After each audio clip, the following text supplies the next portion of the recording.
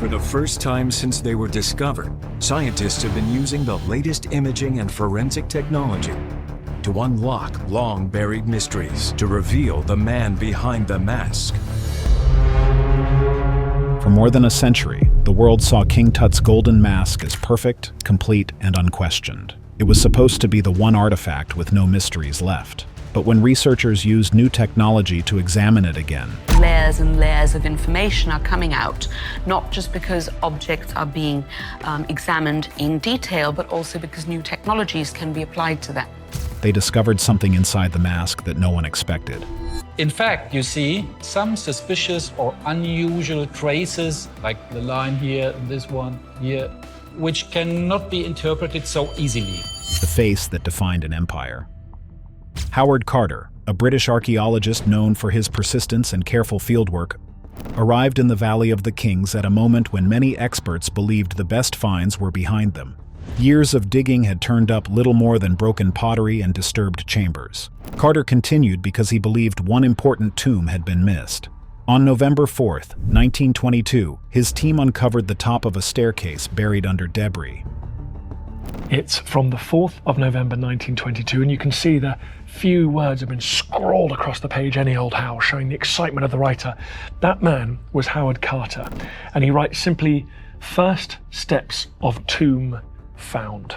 This could be the climax of his career. The steps led to a sealed doorway marked with the name of a young and little-known pharaoh, Tutankhamun. When Carter made a small opening and held up his light, he saw a room crowded with furniture, statues, chests, and scattered treasures. Nothing had been removed, nothing had been touched. It was the most intact royal tomb anyone had seen. Clearing the rooms took years because the objects were fragile and tightly packed. Carter had to stabilize items before moving them, negotiate access with Egyptian officials, and manage the weight of global attention. It was not until October 1925 that he reached the innermost coffin and uncovered the golden funerary mask resting on Tutankhamun's mummy.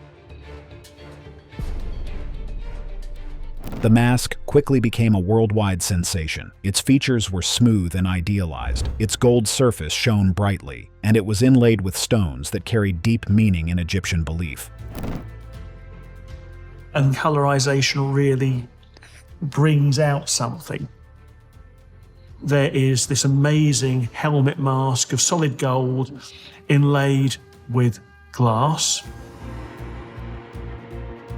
Gold represented the divine body. Lapis symbolized the sky. Turquoise was linked to renewal. Every material had a function, and the mask was meant to protect the king as he entered the afterlife. Newspapers printed the mask on their front pages. Museums used it as the centerpiece of exhibitions. For many people around the world, it became the main symbol of ancient Egypt and its royal splendor. Because of this, early researchers accepted the mask and the tomb as straightforward evidence that Tutankhamun had received a complete and traditional burial. But the real mystery did not begin with the mask. It began with the room that held it. A tomb that should not exist. The room that held Tutankhamun did not look like the final chamber of a king. From the moment the sealed doorway was opened, the excavators noticed that something felt wrong. The burial chamber was unusually small. Other pharaohs rested in vast complexes with long corridors and multiple halls, yet this space was compact and confined. It made observers wonder why a ruler of Egypt had been placed in a location that felt more like a backup room than a royal destination. Inside the chamber, the walls revealed details that raised even more concerns. The painted scenes showed the king's funeral rituals, gods receiving him, and symbols meant to guide him into the afterlife. And here we have Tutankhamun with his car, which is sort of spiritual body double, being greeted by Osiris, Lord of the Dead, into the afterlife. These images were expected to be neat, balanced, and carefully outlined, since royal tombs usually relied on trained artists who worked slowly and with precision. Instead, several sections looked uneven. Some outlines were shaky. The plaster beneath parts of the artwork appeared soft, as if it had not been given time to dry. Early examiners noted areas where the paint smudged at the edges, or where figures lacked the clean, finished details seen in other royal tombs. It was absolutely standard for pharaohs to begin construction of their tombs more or less as soon as they began their reign. And so for Tutankhamun, he would have had a tomb underway, and he might well have had ideas about what he would have wanted. The furniture scattered through the rooms raised another set of questions. Many royal objects carried cartouches, which are oval shapes that contain a pharaoh's name. On several pieces, these cartouches showed signs of tampering. The surface around them had scratches, uneven polishing, or patches where an earlier name seemed to have been rubbed out. Early conservation teams noted that these marks were not the result of age or natural damage. They looked deliberate, as if craftsmen had been ordered to remove an original owner's name and carve Tutankhamun's name in its place. This suggested something unusual. Instead of creating new objects specifically for Tutankhamun's burial, it appeared that items belonging to another royal figure had been taken, altered, and quickly reassigned to him. For a pharaoh, whose funerary goods were normally custom-made with great care, this level of recycling signaled pressure, haste, or a sudden change in burial plans. Smaller details supported that impression. Among the thousands of burial goods were Shabdi figurines meant to serve the dead king. Their faces varied widely, but a number of them resembled adult women, rather than a teenage boy. Some researchers at the time suspected that these items had been created for other members of the royal family. Unverified observations noted that certain pieces lacked features expected for objects made specifically for Tutankhamun. Even the large stone sarcophagus showed signs of compromise. It was too big for the chamber prepared for it. Workers had chipped at the edges to make it fit.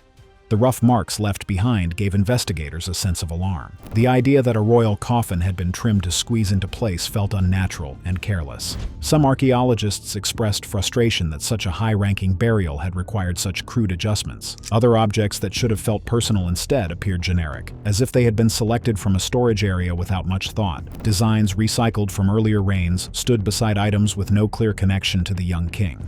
Together, these inconsistencies pointed to one troubling possibility. According to several accounts, the people responsible for preparing the burial lacked sufficient time to create a proper tomb. The entire site looked like a hurried solution, assembled from whatever could be finished before the burial deadline. If the tomb had been crafted under pressure and filled with repurposed goods, then the mask at the center of the burial could not be assumed to be above suspicion. The inconsistencies in the chamber pushed investigators to look more closely at the very object believed to protect the young king's soul. That closer examination began with the mask itself, and what researchers found on its surface raised questions no one expected. The mask that would not behave.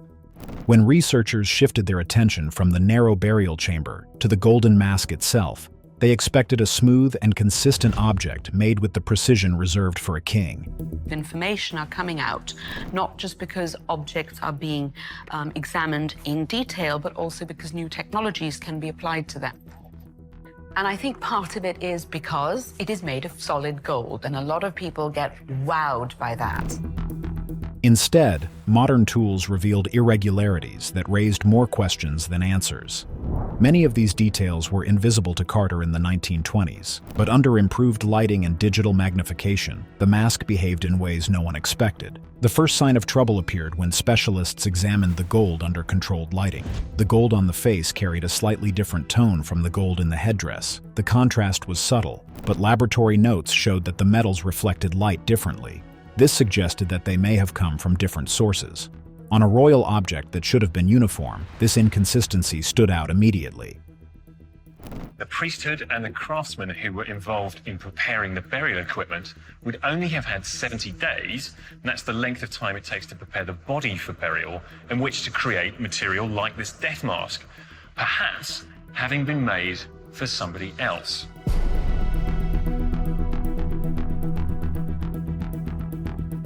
Was the mask created for Tutankhamun or for someone else? The pierced ears caused another pause. Male pharaohs were rarely shown with pierced ears in official artworks meant for their burial. Pierced ears usually appeared in images of queens or children. Seeing this feature on a funerary mask for a ruling king did not match the traditional presentation used in other royal burials. It raised a practical, rather than symbolic, question. Why include a feature that did not align with accepted custom for a male ruler? Studying the name panel brought new complications. Under magnification, the area around Tutankhamun's royal name showed disturbed gold, uneven smoothing, and marks that looked like traces of earlier work. This was not typical for a final inscription. Early technical reports mentioned that the metal in this region behaved differently under light, almost as if the surface had been altered and refinished. Whatever had happened on that panel was not part of the standard crafting sequence. Further investigation revealed more inconsistencies. The facial features did not fully match known portraits of Tutankhamun. Completely unlike the other two, which are basically a pure gold appearance. The cheeks are much wider, and it's also the jaw is rather squarer as well. A much more slightly more pugnacious looking individual. The jawline was fuller, the cheeks smoother, and the eyes carried a different shape from statues and reliefs produced during his lifetime. These differences did not prove anything on their own, but they added to a growing pattern of unusual traits. Conservators also found solder seams on the back of the headdress and along parts of the neck. These seams indicated that different sections had been joined using techniques not usually seen in a single piece of royal funerary art. The thickness of the gold sheets also varied across the mask, suggesting multiple stages of construction rather than one continuous process. Some internal surfaces showed scratch marks that resembled ancient repair work, not fresh decoration. Each irregularity raised a new question. None of them fit neatly into what experts expected from an object created for a pharaoh's final burial. The mask did not behave like a single unified creation. Instead, it behaved like an object with a history hidden beneath the surface. When specialists placed all the evidence side by side, the pattern pointed toward a period in Egyptian history filled with abrupt changes and unresolved mysteries. And within that period, one missing royal figure drew more attention than anyone else. The queen behind the golden face. To understand why the mask contained so many strange irregularities, researchers turned to the history of the royal family itself. The period in which Tutankhamun lived was one of the most unstable chapters in ancient Egypt. At the center of that era stood Nefertiti, one of the most influential queens ever recorded. She ruled alongside Pharaoh Akhenaten during the Amarna period, a time marked by sudden religious change, political tension, and rapid shifts in leadership. She appeared frequently in sculptures and reliefs, often shown in positions normally reserved for kings. Then her name disappeared abruptly from official records, leaving a gap that has puzzled historians for generations. A new ruler soon emerged in those same records under the name Neferuaten. The name was strikingly similar to the extended titles used by Nefertiti earlier in her life. Some scholars noticed patterns suggesting a smooth transition between the queen's last appearances and the new ruler's first. This gave rise to a theory that Nefertiti may have adopted a new identity and ruled for a period as a pharaoh. The exact length of this rule remains debated, but what is clear is that the Amarna court experienced rapid shifts in authority that disrupted normal royal practices. These disruptions had serious consequences. Royal workshops had to adjust to leadership changes, unfinished tombs, and a fast turnover of rulers. Historical studies of this period show that funerary goods were sometimes reassigned when sudden deaths left little time to create new items. Craftsmen repurposed objects, altered inscriptions, or completed pieces that had been started for someone else. This pattern of reuse became especially common near the end of the Amarna period, when Egypt returned to older religious traditions and faced the task of erasing symbols of the previous regime. When Tutankhamun came to power, he inherited the aftermath of this political upheaval. He restored the old gods and moved the capital back to Thebes. This reversal required removing or replacing traces of the Amarna rulers who came before him. As a result, objects created under earlier reigns were reworked to fit the new king. Several pieces found in Tutankhamun's tomb, including furniture and ceremonial items, showed signs of altered names or reassembled parts. These clues matched the broader historical evidence of workshop pressure and rapid adjustments. This context gave new weight to the mask's unusual features. The mask no longer looked like an isolated object with unexplained flaws. It looked like a product of a turbulent era in which royal identity could shift quickly and funerary materials could be reassigned when plans changed suddenly. The disappearance of Nefertiti, the rise of a mysterious ruler who used a similar name, and the rush to restore traditional practices created an environment where reworking royal artifacts was not only possible, but likely. Taken together, these clues pointed scholars toward a single conclusion. To solve the mystery of the mask, they needed more than historical records. They needed science to reveal whether the object carried physical traces of a history that written records had tried to erase. And that was when investigators turned to the most advanced tools available, hoping the mask itself would reveal what the documents could not. It's a unique chance to study such an iconic object, and of course The pressure you have is not the pressure which is put by others on you, but the own pressure. You want to achieve the best results. And it's really a single opportunity in lifetime. Science breaks the silence. When debate over the mask reached its highest point, researchers realized that arguments based on observation alone could no longer move the discussion forward. A new group of specialists entered the investigation with technology that had never been used on the mask before. A Japanese team brought portable X-ray fluorescence scanners into the museum where the mask was kept. The equipment allowed them to read the chemical makeup of the gold without touching the surface. Their goal was simple. They wanted to let the mask speak through its materials. The first scans delivered a surprise. The mask was not formed from one single sheet of gold. Instead, it contained layers that were made from slightly different mixtures of metals. These layers had been chosen deliberately to control flexibility, strength, and color tone. Metallurgical notes stated that the variations were not signs of carelessness. They were signs of a complicated method that required deep knowledge of metalworking. This finding revealed that the mask was engineered with a level of precision far beyond what early researchers had assumed. The headdress produced another unexpected result. The blue stripes, long believed to be pure lapis lazuli, were revealed to contain Egyptian blue, the earliest synthetic pigment known in human history. This pigment was created through controlled heating of minerals and required an understanding of chemistry that surprised the team. The use of Egyptian blue showed that artisans were working with advanced techniques designed to preserve color permanently. Attention then turned to the eyes. Under magnification, the obsidian and quartz had been carved with a precision that created a lifelike depth. The shaping marks were almost invisible and were arranged in ways that modern craftsmen admitted would be difficult to reproduce. These details showed that the mask had been made by individuals with exceptional skill, working slowly and methodically. A discovery inside the false beard added another layer of intrigue. Conservators found a hidden support tube built into its interior. This tube allowed the beard to attach securely to the chin without leaving visible join marks. Technical reports noted that this feature reflected mechanical planning rarely seen in objects from that period. It was functional, intentional, and cleverly concealed. Microscopic analysis then revealed geometric seams and tool marks inside the mask. These marks indicated that several master artisans had worked on separate sections. The seams were placed strategically to reduce stress and prevent cracking. The mask was not only symbolic, it was structurally designed to survive for thousands of years. Each of these findings made one thing clear. To understand the mask fully, researchers needed to go beyond the surface. The answers they sought were hidden within the object itself. And when scientists finally examined the interior of the mask, they uncovered a truth far more complex than anyone expected. Inside the mask, the revelation. The investigation reached its final stage when a joint international team gathered inside a controlled conservation lab in Cairo.